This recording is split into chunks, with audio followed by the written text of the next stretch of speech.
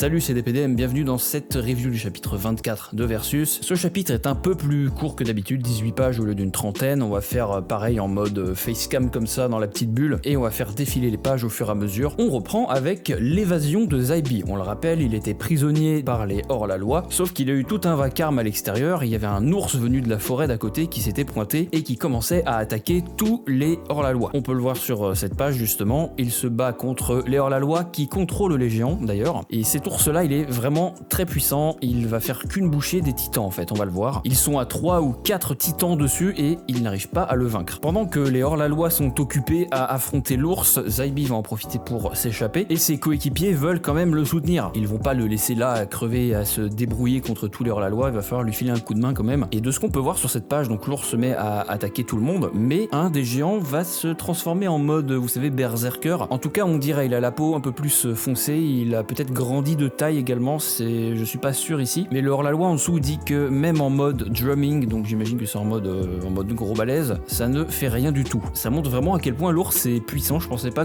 juste une créature naturelle serait aussi puissante. Pendant ce temps-là, dans les prisons des hors-la-loi, là où ils ont capturé plein de civils venus d'autres mondes, il demande à ses prisonniers de coopérer pour vaincre le monstre, et il va utiliser une sorte de sphère très similaire au pistolet qu'on a vu dans le chapitre avant, qui permettait de prendre la force vitale d'une créature afin d'en faire un tir de pistolet. C'est exactement pareil, sauf que cette fois-ci dans une sphère, et cette sphère-là, en fait, elle a aspiré 50 âmes humaines, et pas juste une seule. Donc Théma, la taille du canon, vraiment on dirait une carte Yu-Gi-Oh qui s'appelle l'accélérateur, je sais plus quoi. Rinri fait feu sur l'ours, il n'en fait qu'une bouchée, ça crée un immense trou dans son abdomen, c'est terminé pour lui. C'est impressionnant en tout cas de voir à quel point les hors-la-loi sont puissants. Zybi, il est en train de péter un câble, il se dit mais comment c'est possible? Maintenant que la menace est éliminée, ils veulent récupérer de nouveau Zybi, mais là il se rend compte avec son petit bâton de mage, c'est impossible. D'ailleurs on sait que Rinri voulait rencontrer Zybi pour avoir un peu des pouvoirs magiques, pour récupérer son bâton et se servir de ses pouvoirs. Les hors-la-loi sont prêts à tout pour obtenir ce qu'ils souhaitent, quitte à abandonner leur humanité, ils s'en foutent. Si c'est pour survivre, tant mieux. Alors déjà qu'ils ont des canons à particules, je sais pas quoi, ils peuvent contrôler des titans, imaginez-les maintenant avec des pouvoirs magiques, ce serait juste, je pense, ingérable. On arrive déjà à la fin du chapitre et plot twist, en fait, l'ours venant de la forêt d'à côté a déjà été infecté par un parasite, pas celui que Zybi possédait avec lui dans son petit cube, mais l'ours était déjà infecté auparavant. Il commence à se transformer en immense parasite avec une bouche se formant dans son ventre. Les parasites, vraiment, c'est absolument dégueulasse. Je pense d'ailleurs que c'est le monde le plus puissant. Enfin,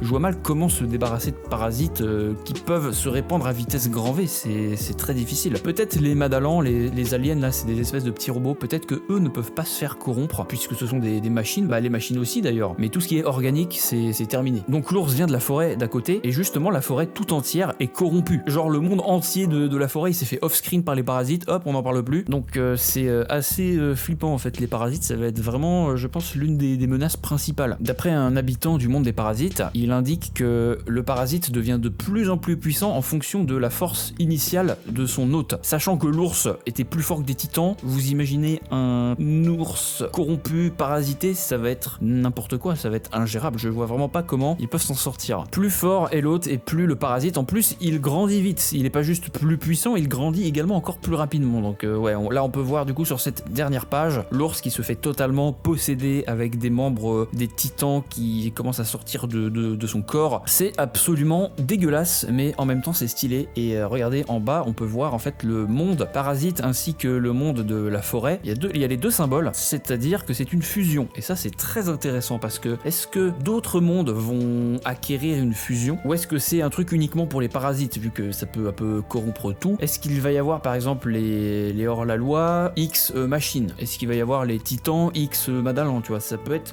des petites fusions, des petites coopérations comme ça, peut-être plus en mode coopération et pas juste fusion comme ceci. C'est peut-être unique aux parasites encore une fois. Donc voilà, ce chapitre est déjà terminé. Je trouve que ça prend quand même une tournure assez dramatique. Quelques chapitres auparavant déjà, les hors-la-loi s'étaient fait corrompre par les parasites, donc ils ne peuvent pas les affronter. À moins qu'ils aient une autre arme secrète qu'on n'ait pas encore vue, c'est tout à fait possible. Peut-être qu'ils ont récupéré un truc des Madalans, un truc des démons, on sait pas, qui permettrait de se débarrasser des parasites. Apparemment ils sont sensibles à la chaleur, donc peut-être juste les cramer avec un truc, ça suffirait à les tuer totalement, pas sûr. Donc ouais, à voir où ça nous mène, c'est très intéressant. Je suis fasciné par cette page absolument immonde, je vais en faire des cauchemars. Je vous laisse, merci d'avoir regardé cette petite review, et on se dit au mois prochain pour le chapitre 25 de Versus. Allez, ciao.